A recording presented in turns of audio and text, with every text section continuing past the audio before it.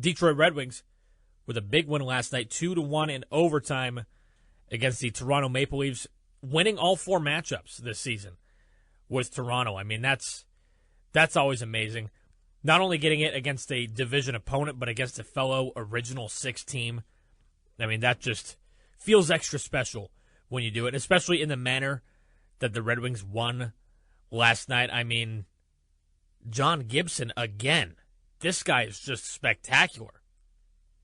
And his play has been arguably the biggest reason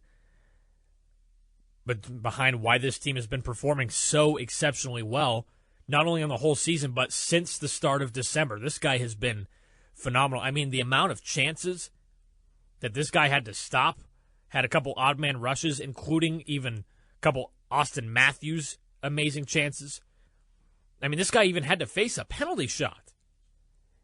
Now, granted, it was not the best look for Scott Laughton on the penalty shot. He kind of came in and tried to get a little bit too fancy, got away from him, but still getting a stop on a penalty shot, that's amazing. And really, both teams had amazing chances. This one, a great goalie matchup, and of course, John Gibson played well for the Red Wings. Joseph Woll, Woll, he was phenomenal as well. I mean, the Red Wings had so many great chances, especially in that first period, just lighting him up. But he was a wall. He couldn't be beat, really, until the end of the first period. But first goal of the game was actually Toronto, the aforementioned Scott Laughton, who was not able to convert on that penalty shot. A little bit of a broken play. Red Wings fail to clear it out of the zone, and the Maple Leafs able to work the puck behind the net, and then a tic-tac-toe, bing, bang, boom. Quick passes in front of the net, getting Gibson out of position, and that was the only time they were able to beat him all game. And I thought they had just as good, if not even better, scoring chances than that throughout the rest of the game, but John Gibson just standing tall. And that's been the thing with him in net, is he just looks so calm and collected. Like, even after he sees, like, boom, boom, boom, 3 quick shots, like, great scoring opportunities, and he just, like, gets up, he's like, whatever. So, I mean, I've just loved how this guy has been in net. Meanwhile, the Red Wings, they finally break through. End of the first period, Simon Edvinsson. Little bit of a breakaway for the Red Wings, 2-on-1. And how about Lucas Raymond, by the way? He kind of gets it on the right side of the net, and he's like skating backwards. Obviously, he's not going to be a scoring threat, but it's like that kind of sets up with Wall in net. Like, what's he going to do? And he had a nice delivery. Edvinsson just able to bury that one. Amazing goal for the Red Wings. And then really the rest of the game, mostly the second period, so many great chances for both teams. But this is one of those fun games. A lot of chances for both teams, but the goalies playing phenomenal in net. And the game, as we've seen with many Red Wings games this year, but specifically in the last few games, this one once again goes to overtime. And this is, I mean, I just smile. I mean, I just love rewatching this highlight, this overtime winner for the Red Wings. So, for the Maple Leafs, having it in the neutral zone, Easton Cowan, he had it. Mo Seider comes in to pressure him, and he kind of just falls over. I mean, Mo Seider just kind of like is, in his face, kind of out-muscling him, and he just falls. And obviously, I've seen people online like complaining, like, oh, should there have been a penalty? Absolutely not. There was no sort of penalty on the play. I mean, you're allowed to hit a guy, make contact with a guy when he's got the puck. There was no sort of tripping or anything like that happened. As a matter of fact, Cowan, after he fell down and Seider got the loose puck on the sudden 2-on-0, he was actually holding Seider's stick, so even could have, been a holding penalty, as a matter of fact, against Toronto on that one, as opposed to any sort of penalty on Seider. But anyways, Seider just kind of muscles him down, gets the puck, nice feed to Larkin, and Larkin buries the overtime winner. And, by the way, in the process, as soon as Larkin gets that goal, Mo Seider kind of like he's like celebrating, but as he's like starting to celebrate, as he's starting to like lift his arms, Jake McCabe, defenseman of the Maple Leafs, he kind of comes in. Obviously, he was trying to skate back and try to, protect the play, but Larkin scores, and right as Seider's trying to lifting his arm, McCabe just plows right into him, but then he like gets flattened. That wall, obviously not Joseph Wall in this instance, the wall that is Mo Seider. It's like it didn't even affect him. Bam, like as he's celebrating, just completely takes out McCabe, and that's that. I don't know, everything about that overtime winner for the Red Wings is just a thing of beauty, and I kept watching it on repeat last night. I just couldn't get enough of it. And, of course, I can't get enough of Red Wings wins because that's what they've been doing lately. We've been doing a whole lot of winning. Again, really since the start of December. But get this, they have won 7 of their last 8 games, and 3 of their last 4 wins have come in overtime. Of course, you had the Hurricanes win 4-3. Again, maybe a little bit of a controversy with the, Cop hit on Gostisbehere in front of the net to kind of get open and get that overtime winner. A little bit of a no call. But Red Wings get that win.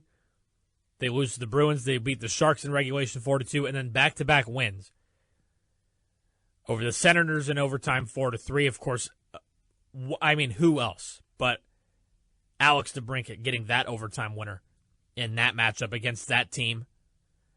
And, of course, last night, 2-1 against the Toronto Maple Leafs. So the Red Wings, they're overtime warriors this season. They've been phenomenal in overtime. And they just keep pace in the National Hockey League standings. As a matter of fact, they're back to a tie with the red-hot Tampa Bay Lightning, who are 9-0-1 in their last 10 games, by the way.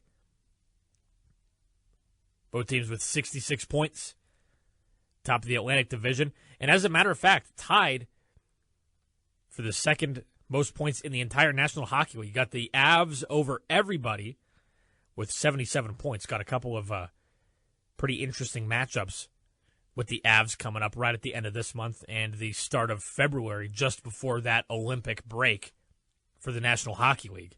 I'm looking forward to those 2 matchups. So got the Avs with 77 points above everybody.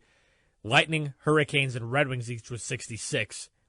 And then right behind you got the Stars and Wild with 65 points. So, man, the Red Wings just hanging in there. And they're getting these big wins. I mean, you sweep a division opponent, that's definitely going to be huge. Especially, those are basically 4-point nights. In this case, it was only a 1-point night because Toronto did end up getting a point, with the Red Wings getting 2 points. But I keep mentioning how close this division is and how important it is the Red Wings keep consistently winning games, and that's what they've been doing. And I loved every minute of it. With John Gibson playing phenomenally in net, really establishing himself as the go-to number 1 goalie for this team, which this team really hasn't had in quite some time. A clear-cut number 1 goalie. They had a couple goalies that have played good for stretches that maybe for a month or 2 are kind of more of a go-to, but we haven't really had a goalie that has had a total consistent season. Not to this extent. Again, not that John Gibson had the best start to his season, but some of those big goal games that he gave up, not necessarily all on him, but, I mean, the way he has been playing, the way the team has been playing, it's been phenomenal, and it just feels good with about 30 games left in the season. Going into the Olympic break, Red Wings have to keep playing good hockey, and then coming out of the Olympic break, that's kind of a little bit of a worry. You wonder how the team is going to be after that. Of course, that's a worry with any team in the NHL, but got to go into this Olympic break at least strong and be in a similar position. But they got a big game tonight. I mentioned the Wild, one of the best teams in the NHL and in the Western Conference. That's who the Red Wings have tonight on another back-to-back, road back-to-back. Playing Toronto last night. They're playing in Minnesota tonight against the Wild. Again, they've been terrific, especially after that acquisition of Quinn Hughes, I think, has really energized this team. Looking at Minnesota's schedule recently, they actually lost their last game on Tuesday against the Canadiens 4-3. Back-to-back wins before that, the Maple Leafs and the Red Hot Sabres. But then a little bit of a losing slide, if you will, for the Wild. They had a stretch where they lost 5 of 6 just before that. But again, don't get me wrong, this is still a great Minnesota Wild team. And, of course, with Cam Talbot in net. Feel a little bit more comfortable with Gibson in net, but again, Talbot, he's still a solid goalie. Don't get me wrong, he's been solid this season as well. Really good goalie tandem this year for the Red Wings, which has been nice to see. And it's nice to see Talbot not having a drop-off, because we've seen that with Red Wings goalies in the last few years where, they'll have a pretty solid first season with the team, and then the second season they completely drop off. I mean, just some recent examples. Ville Husso, Alex Lyon last year, Nedeljkovic. Some of these guys that, have a pretty solid first season with the Red Wings, but then after that, just a drop-off, and it's like, what the heck happened? So it's good to see that Talbot has not had that drop-off with the Red Wings this season, and it's going to be a fun one tonight. It's an ESPN game on television and on the radio, of course, on WKHM Jackson's News Talk, 970 AM, 101.5 FM. Puck drop will be at 9:30, a late one. Be prepared to stay up late for some nice late-night hockey, and especially in a matchup of this caliber. I think definitely deserving of being a nationally televised game. If you missed today's installment of On the Docket, podcast it at foxsports1019.com or wherever you get your podcasts. Be sure to tune in live weekdays at noon on Jackson's Fox Sports 101.9 FM.